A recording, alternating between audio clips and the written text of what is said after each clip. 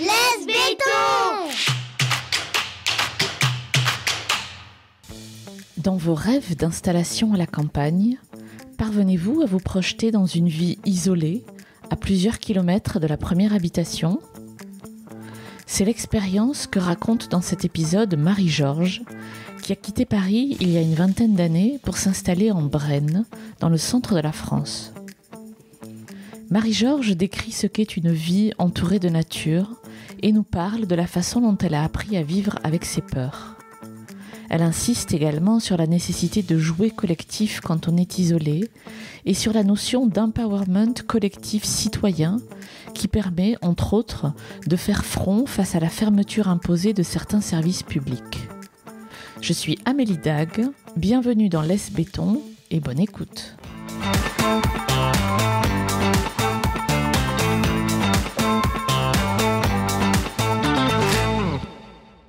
Bonjour Marie-Georges. Bonjour Amélie. Alors Marie-Georges, vous affichez une notion qui éveille la curiosité, enfin en tout cas la mienne, c'est celle d'empowerment collectif. Pourriez-vous m'expliquer ce que c'est ? Bien volontiers, puisque je suis quasiment obsédée, parce que quand on fait de la recherche, on a vraiment un regard permanent sur l'objet de la recherche. Alors moi, c'est l'empowerment collectif citoyen. Qu'est-ce que c'est ? Pour résumer en une phrase, c'est d'une vulnérabilité individuelle faire une force collective. Et nous avons des exemples dans tous les champs d'activité, mais notamment en santé. L'exemple le plus abouti pour moi, c'est l'AFM Téléthon, qui en fait d'une vulnérabilité, la myopathie et des malades myopathes se réunissant pour faire collectif, ont compris et appréhender la maladie, ont essayé de trouver les solutions qui n'existaient pas, de les inventer avec la recherche. Et finalement, aujourd'hui, ils ont fait un laboratoire de biomédicaments.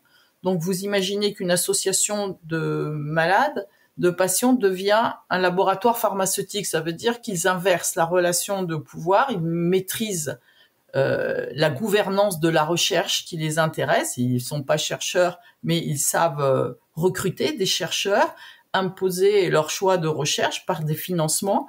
Donc, je veux dire, bravo l'artiste, quoi, là. Hein. C'est une très belle démonstration de l'empowerment collectif citoyen.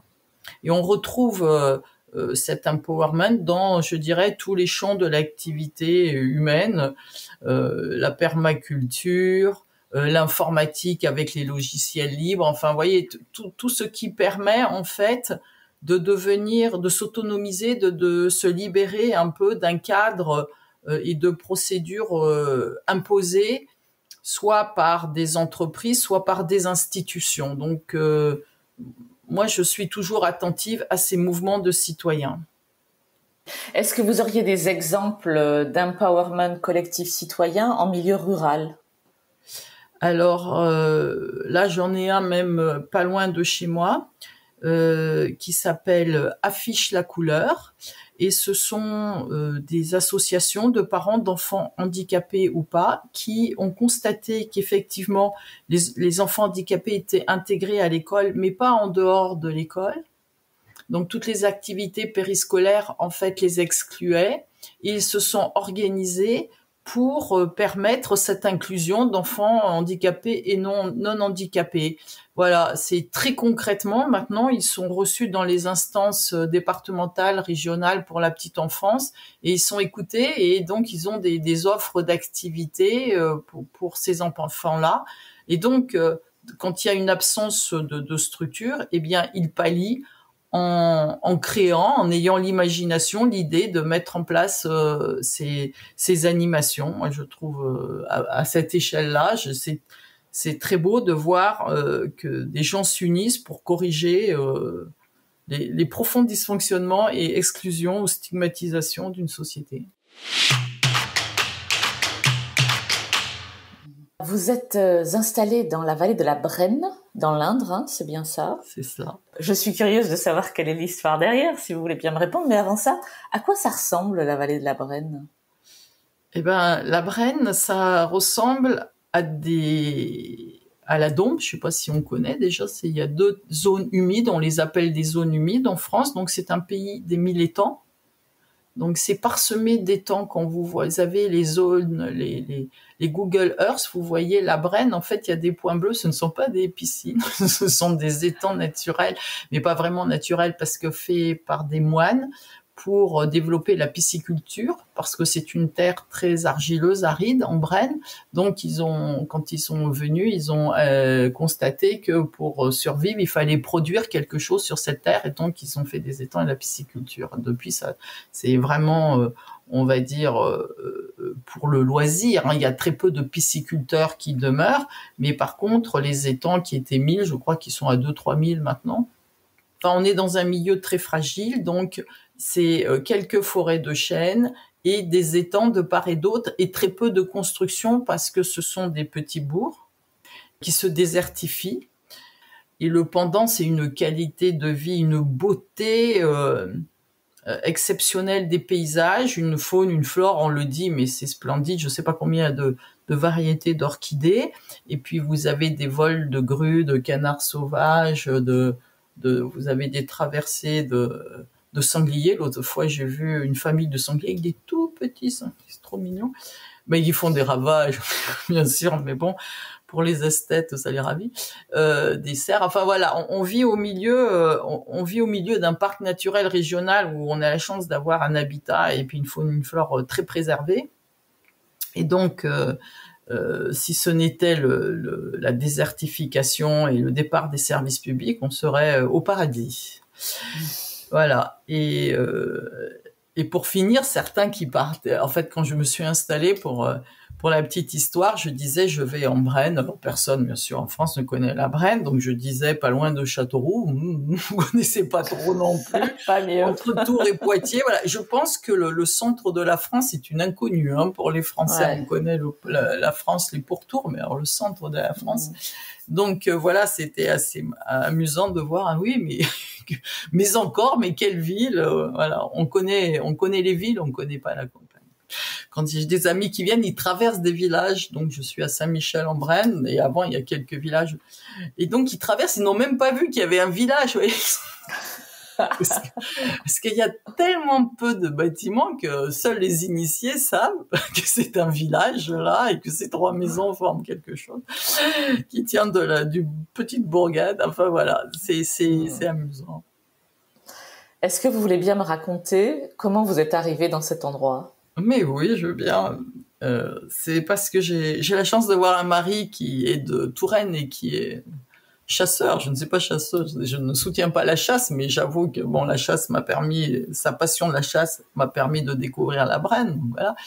Et comme tout bon chasseur tourangeau, ils allaient en Brenne pour chasser le gibier, voilà. Et le petit, le gros gibier, les colverts, et puis les sangliers, les serins. Et donc, il avait une propriété là, et puis il me dit, écoute, tu restes là, je vends sur Paris l'entreprise dans laquelle il était, qu'il avait fondée, et je viens te retrouver. Moi, je télétravaillais. Simplement que pour vendre son entreprise, c'est pas si simple quand on vend une entreprise, donc il a fallu 2 ans. 2 ans, je suis restée seule avec des enfants en bas âge, à télétravailler, alors que ça, je vous parle d'il y a 20 ans, donc précurseur quand même. Néo-rural précurseur, donc, mais connecté, et donc j'ai télétravaillé tout ce temps-là avec des déplacements, une organisation de folie pour choper les trains à Châteauroux ou à Tours. Donc c'est faisable, c'était faisable, ça l'est encore plus maintenant, mais heureusement que j'avais ma clientèle. En tout cas, ça, ce qui est sûr, c'est quand je me suis installée, si j'étais venue sans client, j'aurais eu du mal à trouver du travail, parce que le travail pour les femmes est assez limité quand même encore ici. Donc, je suis venue avec mon emploi que j'ai développé. J'ai pu développer même mes activités, même en étant à la campagne. Est-ce que vous vous souvenez de la réaction de votre entourage à l'époque, quand vous avez annoncé que vous quittiez Paris, donc, si je comprends bien, pour vous installer en plein milieu de la France? Oui, tout à fait. Déjà, comme je vous disais, ils ne savaient pas où j'allais, donc ça. Et en plus, l'impression de partir dans le désert pour eux. Parce que comme ils ne connaissaient pas, c'est donc le désert, puisqu'ils n'y sont pas allés. Cela n'existe pas. C'est assez. Donc je partais pour le désert et comme mon métier c'était quand même le marketing et la communication, c'était euh, un peu compliqué à comprendre et à connecter. Donc je travaillais beaucoup avec les journalistes. Alors je disais que j'aimais tellement les journalistes que j'allais au milieu des canards. Non, mais c'est vrai qu'après ça a été un peu aussi une carte de visite. Bon, elle habite là-bas, elle fait voilà. Bon, déjà que il y avait un profil un peu d'alternatif, ça n'a fait que compléter le côté. Bon, elle est un peu hors norme, voilà. Côté un peu curieux aussi. Et puis des fois les gens ont pas toujours une discussion à vous proposer quand vous les rencontrez. Donc dès qu'on parle de là où on vit, ça y est, ah, tu vis, bon, ça y est, c'est parti. Donc, c'est un lien aussi. Bizarrement, c'est devenu un lien avec les autres. Parce qu'on avait une forme de vie un peu différente. Est-ce que vous vous considérez comme rural aujourd'hui, après 20 ans et quelques, comme vous disiez? Je me considère toujours comme une néo-rurale. Hein. Rurale, moi, je ne vis pas de la terre. Hein, et je connais par contre beaucoup de paysans et je vois le travail de la terre, je vois ce que c'est. Hein, donc je comprends que il faille être taillé pour avoir un maître qui s'appelle la météo, notamment en ce moment en période de sécheresse, ce que dit la météo de votre travail, la rentabilité de votre effort. Hein, c'est terrible. Quand vous avez aussi là, c'est des bêtes à viande, la chute des cours de viande et tout, et que vous dépendez des maquignons. Enfin bon. Je pense que c'est vraiment un métier très difficile et j'ai connu beaucoup de femmes d'agriculteurs. S'il n'y avait pas eu le deuxième métier, si elles n'avaient pas été là, la famille aurait eu beaucoup de mal à vivre. Donc il faut un deuxième emploi hors agriculture ici. Sauf si les exploitations sont très grandes, mais c'est pas le cas de tous.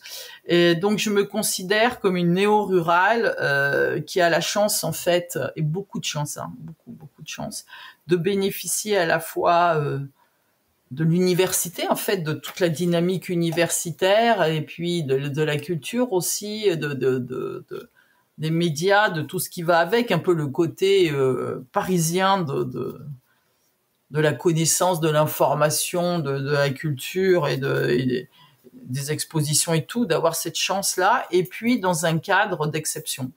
Donc de pouvoir être à la fois dans les deux lieux, quoi, parce que je vais souvent à Paris ou dans des grandes villes et puis donc j'ai la chance de pouvoir voir les spectacles et tout, donc ça ne m'éloigne pas. C'est juste une chose que j'ai notée parce qu'avant je fréquentais beaucoup les expositions contemporaines, j'adorais ça. Et là il y en a beaucoup moins, mais de voir la beauté de la nature en permanence, ça n'a pas été un manque en fait, parce qu'on est entouré de beau à la campagne et on a toutes les saisons sous les yeux. Hein. Et ça suffit, ça suffit. On a moins besoin d'art et d'art pictural, je dirais, d'art plastique, quand on est environné de ces lumières-là, de ces arbres qui s'organisent, on ne sait pas comment, des architectures. Voilà. Et ça m'a pas du tout manqué. Il faut avoir un regard ouvert, hein, parce que moi, je dis toujours quand même, c'est vrai que c'est la solitude ici. Hein. C'est-à-dire que comme nous, on est à peu près plusieurs kilomètres de la première maison, on ne voit nos semblables que quand on le veut. Hein.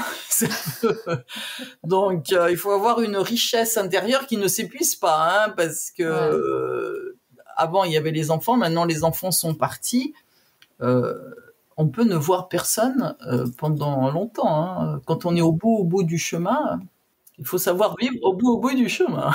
Et ça, c'est quelque chose qui vous a été pénible, qui a été difficile pour vous? Ben, je vous fais rire parce que sinon c'est... Mais les 2 années que j'ai passées avec les enfants, j'étais pas habituée à être aussi seule, quoi, mais vraiment seule.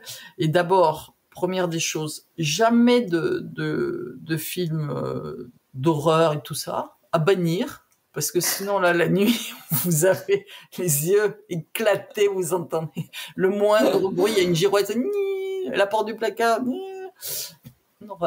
une horreur à supporter. Donc ça je recommande. J'en ai vu un, après j'ai mis 2 mois à m'en remettre, donc j'ai dit ok.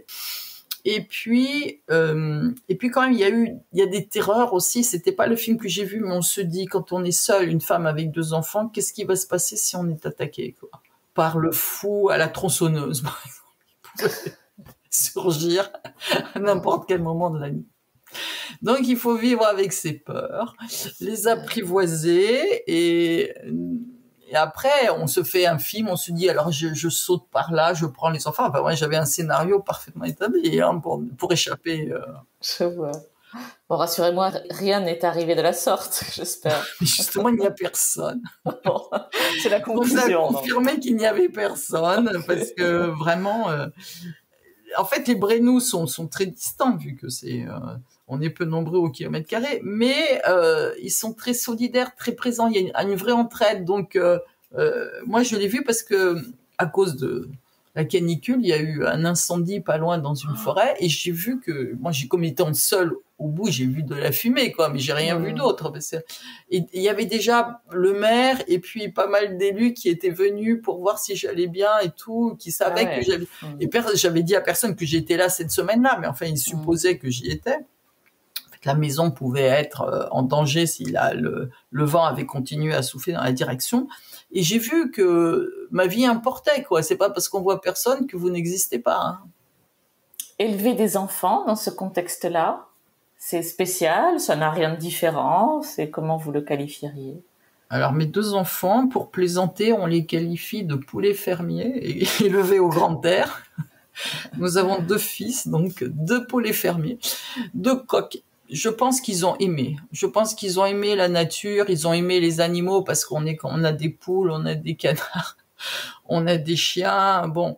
Et le contact avec pas une petite ferme, même si on vit pas de ça, mais on en a quoi, parce qu'on a l'étang et qu'il est aussi très fréquenté par des espèces que nous ne recherchons pas d'ailleurs, comme les ragondins.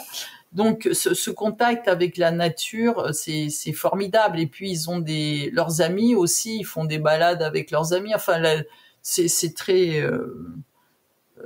c'est quasiment une enfance de rêve hein, qu'ils ont. La contrainte, c'est les amener en voiture à droite et à gauche. Ça, c'est vrai que ça prend pas mal parce que si on veut aussi qu'ils apprennent de la musique, bon, il n'y a pas tous les instruments à proximité. Mais en contrepartie, ils ont des lycées, des collèges, je veux dire, où il y a moins d'agressivité. Je ne connais pas tous les collèges, je ne sais pas, mais il m'a semblé qu'il y a plus de civilité parce qu'il y a des valeurs, une transmission de la campagne. Enfin, il y a beaucoup d'agriculteurs, de fils d'agriculteurs ici, et puis de fils de gendarmes aussi, parce qu'on a un centre de gendarmerie au Blanc. Donc peut-être que tout cela fait que, en fait, c'est quand même un confort quand je vois ce qui se passe dans certains collèges ou dans certains lycées. Je pense que les enseignants peuvent apprécier, quoi. D'ailleurs, ils adorent revenir à la campagne, quoi. Ils voudraient pas y vivre, bien sûr, parce qu'ils savent l'effort aussi que c'est d'entretenir un lieu comme ça. Hein. Donc, je pense pas qu'ils se précipiteront pour vivre à la campagne, mais ils savent apprécier ce bonheur-là et cette tranquillité-là. Est-ce qu'il y a des choses qui vous ont surprise quand vous êtes arrivé ? Est-ce que vous vous souvenez, quand vous êtes arrivé ou plus tard d'ailleurs ? Est-ce que voilà, vous avez eu des surprises ?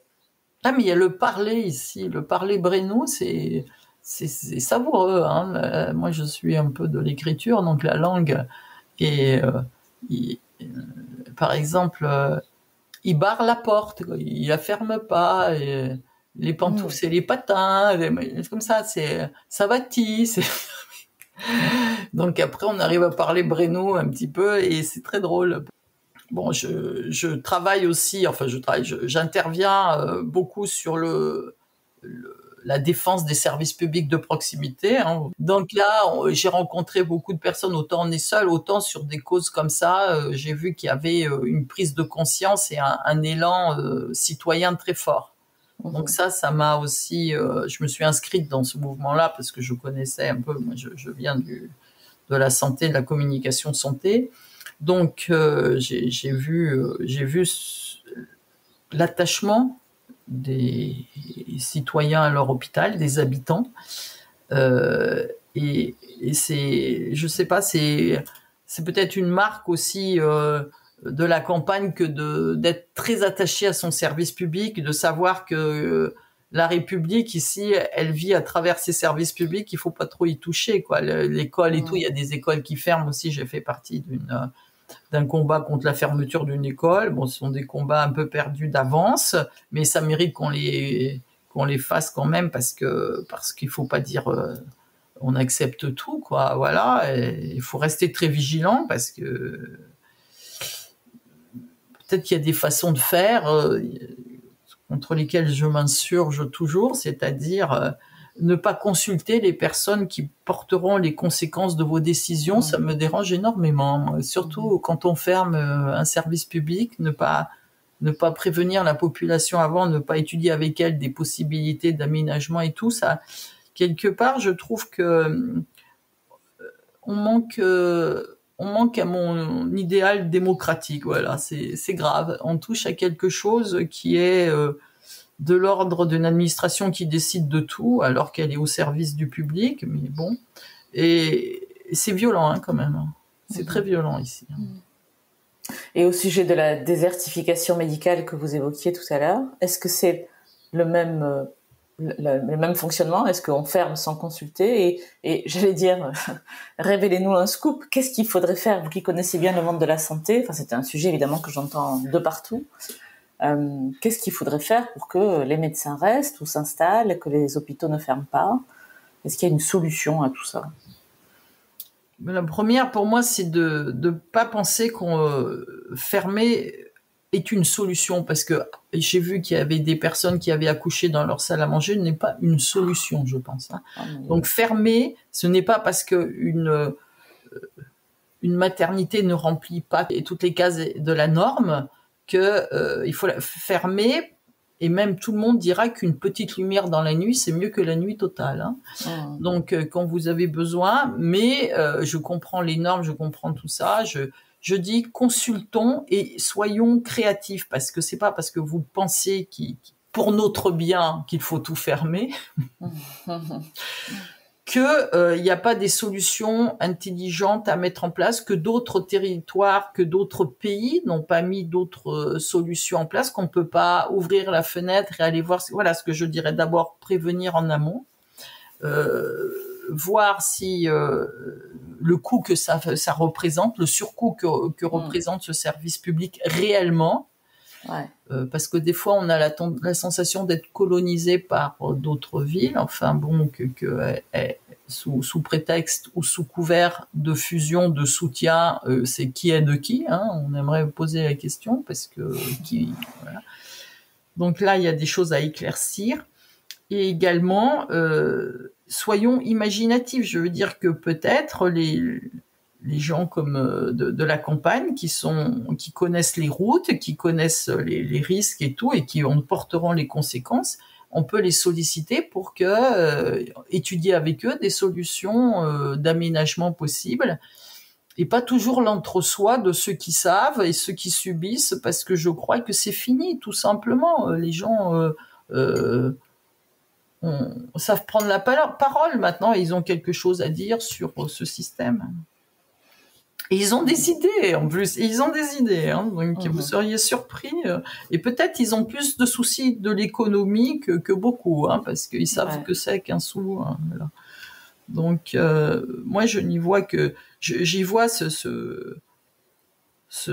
demande de fonctionnement différent, quoi, plus participatif, plus de concertation, plus d'imagination.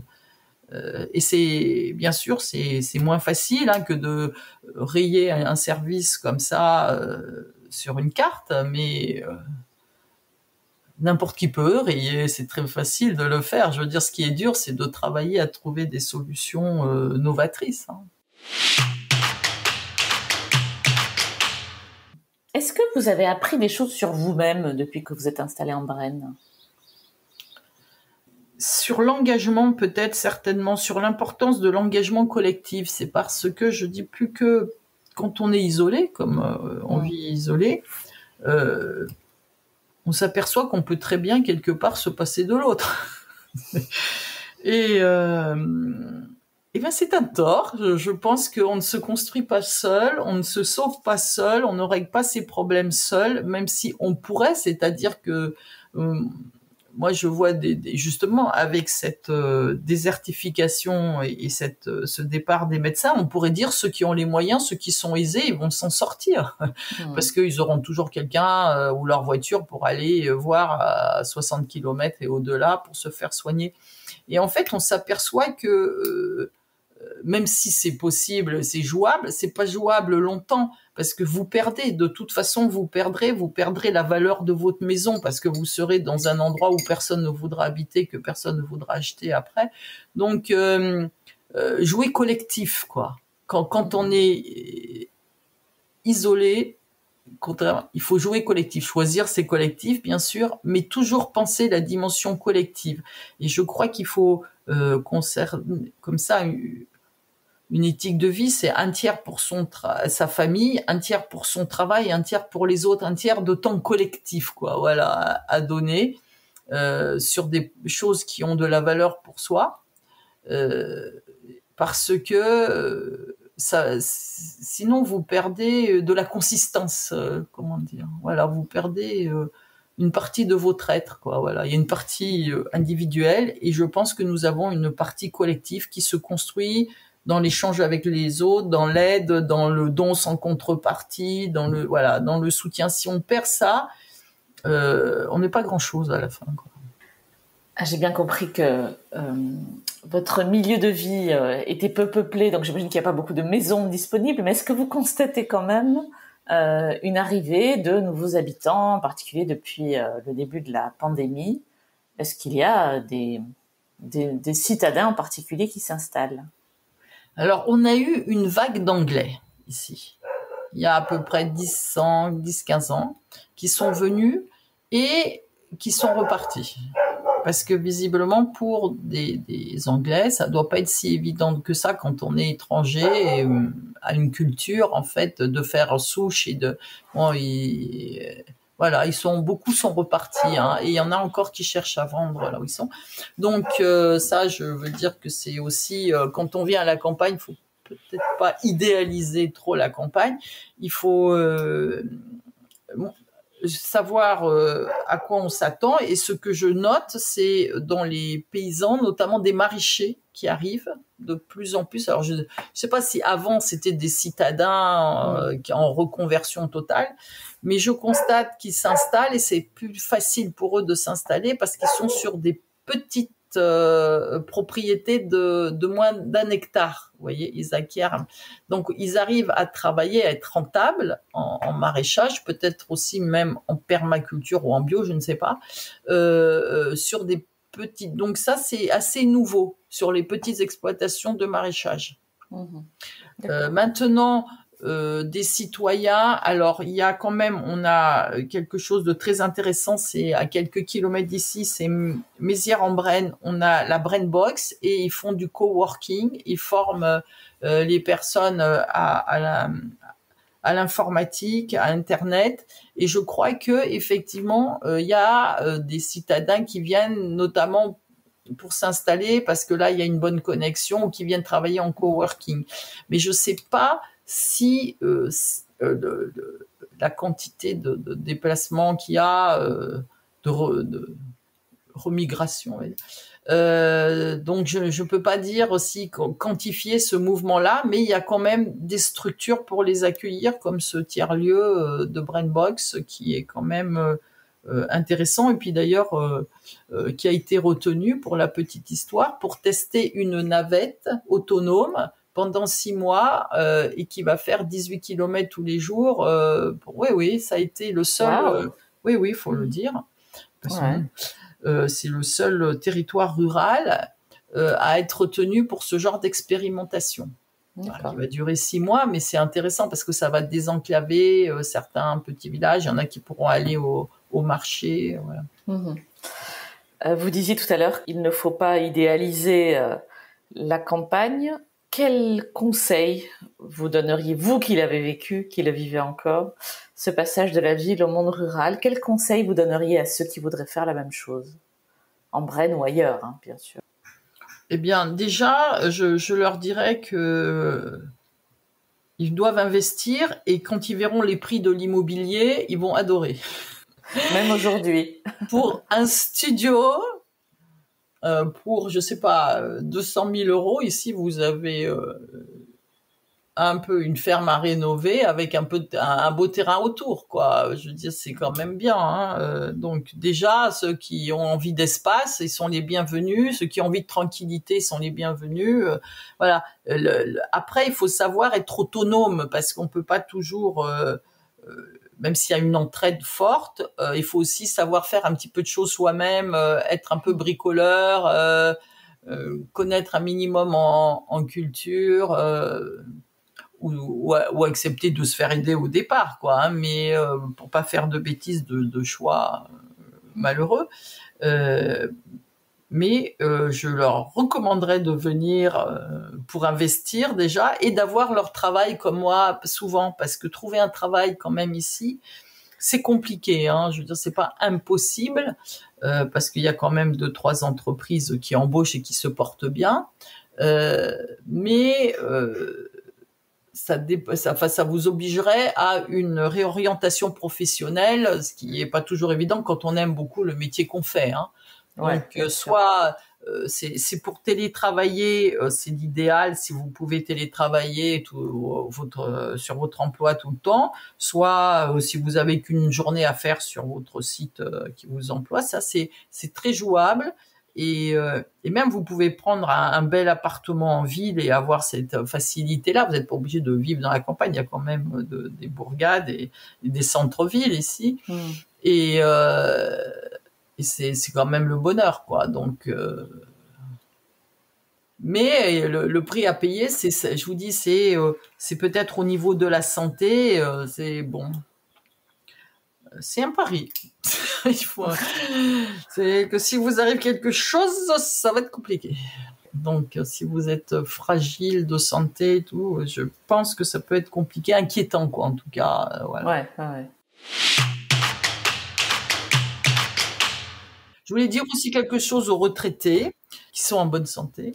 Et qui cherchent un endroit où vivre heureux. On est toujours au sud, hein, de quelque part, et tous les retraités du Nord peuvent venir au centre.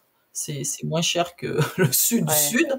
Et sûrement. Le centre a un climat, quand il n'est pas caniculaire, très doux et très agréable. Et que on les attend ici. Ils peuvent faire du vélo, c'est plat, puisque c'est un territoire d'étang. Et que les gens ont des vraies valeurs humaines, une vraie gentillesse, quoi, une vraie attention pour vous. Et je pense qu'il y a beaucoup d'associations, d'ailleurs, qui représentent aussi cet esprit un peu collectif. Et je pense que des retraités peuvent être très heureux ici. Voilà, parce que justement, on a l'habitude de devoir se débrouiller soi-même. Donc, quand on n'arrive plus à se débrouiller soi-même, on sait qu'on peut compter sur les autres parce que les autres vivent les mêmes limites que vous, hein. Nous ne sommes pas. Donc, il y a cet esprit naturel, quoi, voilà, d'entraide. C'était Laisse Béton, le podcast qui aide les citadins à réaliser leurs rêves de vie au vert. Si vous voulez réagir à cet épisode, témoignez vous-même au micro de Laisse Béton ou me suggérer des invités. Écrivez-moi à amélie@laisse-béton.fr. Laisse Béton est également présent sur Instagram, Facebook, Twitter et LinkedIn. Si vous aimez ce podcast, abonnez-vous sur Apple Podcast, Google Podcast, Spotify ou Deezer. Décorez-le d'étoiles sur votre appli de podcast préféré et parlez-en autour de vous, c'est encore le meilleur moyen de le faire connaître. À très bientôt.